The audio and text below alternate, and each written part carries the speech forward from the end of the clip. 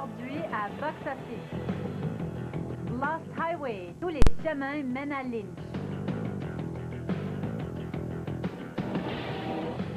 Private Parts, l'indomptable Howard Stern.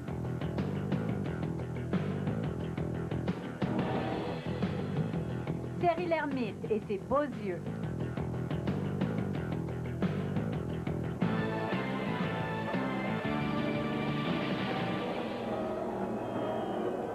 On va maintenant vous présenter le film autobiographique de Howard Stern, qui est basé sur un livre qu'il a écrit et qui est devenu un best-seller, qui s'appelle Private Parts. Howard Stern, c'est la personnalité de la radio la plus connue aux États-Unis. Ses codes d'écoute rejoignent jusqu'à 18 millions d'auditeurs.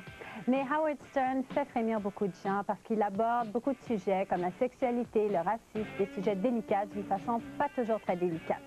Enfin, il peut être très drôle, et moi je l'avoue, même si c'est pas très bien vu, je suis une fan d'Howard Stern.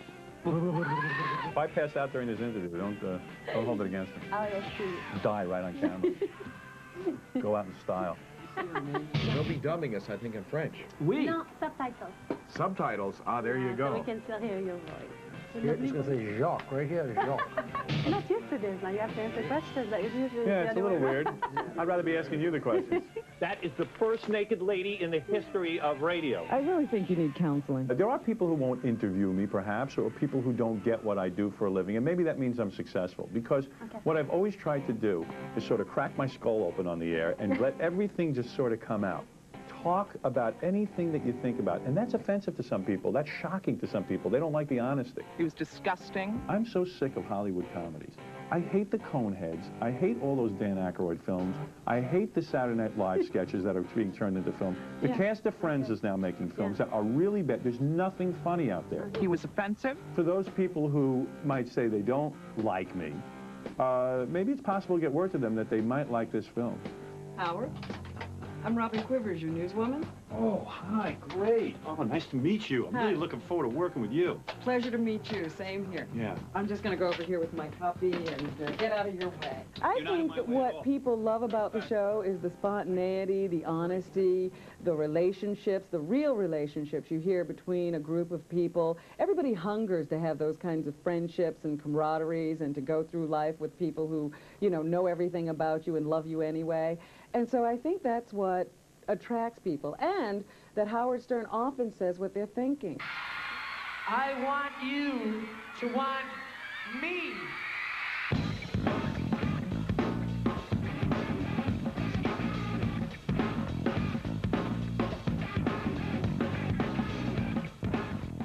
I wanted to show you what it's like, the consequences of what you say on the radio and what happens.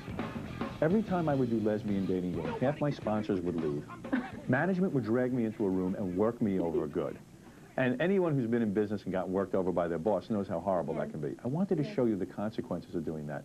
I wanted to show you that when I talk about my wife's miscarriage, she gets a hold of me at home and really gives it to me. And it can cost me the very thing I love, my wife. So that's the interesting part of this film, I think, that there is a real story. It's baby time! I'm ready to give you a baby. Hold on. Okay, now I'm hot.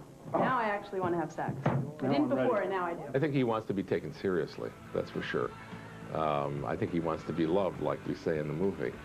But, I think he's always been very revealing. His whole performance is about total revelation. I know more about his sex life than I know about my own. I think, he speaks about everything. His whole show is like a soap opera based on his real life. It's so apparent to me now what I should be doing. I should be talking about my personal life. I've got to get intimate. And every time I feel like I shouldn't say something, maybe I should just say it. Just blurt it out, I've seen this in movies lately. Directors seem to fall in love with one person in their movie, or whether usually it's the girl, because there are so many men who are directing. So we usually see the female take on, suddenly there are a lot of close shots, and you wonder, what's happened here? What happened to the story? But I don't think, in a way, I did fall in love with Howard Stern in the sense that he's charming, and he's a hard worker, and he's focused, and he's everything you dream an actor, a star in your movie would be. But on the other hand, he is who he is, and don't forget that. Don't forget. Howard Stern is not what you'd call talented. Behold!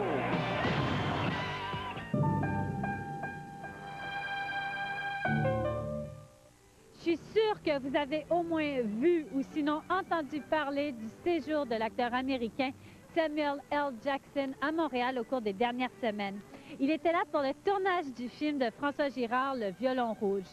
Cette fois-ci, le réalisateur de 32 films courts sur Glenn Gould nous offre l'histoire d'un violon à travers les époques, un violon qui s'est fait vernir par le sang d'une femme au 17e siècle. 139 sur 14, première, caméra.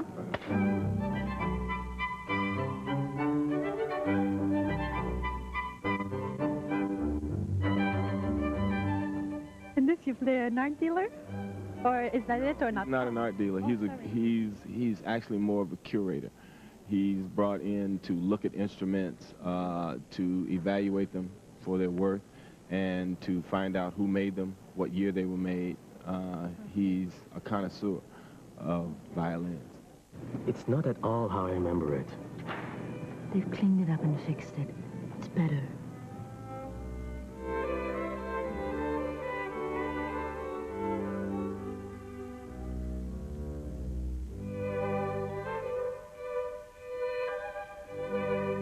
Can we say that this story sets out to show in a way that instruments have souls? Yeah, it's definitely about the fact that this instrument carries the soul of someone and was created with love and passion for that particular person, and that passion and that love has made this instrument unique and has created something that kind of sings its own song when it's used. Do you see it? No, not yet. Is it there now? Yes, it's there now. Something doesn't feel right.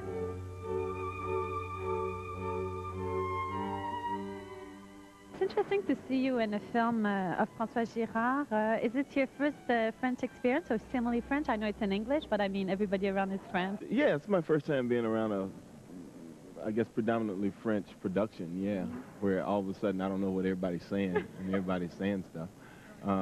But, you know, Francois is a wonderful filmmaker, and I was, I guess, flattered when I found out he wanted me to do his film. And this is a truly beautiful and interesting story. And I'm really glad that I'm going to be part of it. And it's so grand in scope that, you know, it's going to be wonderful.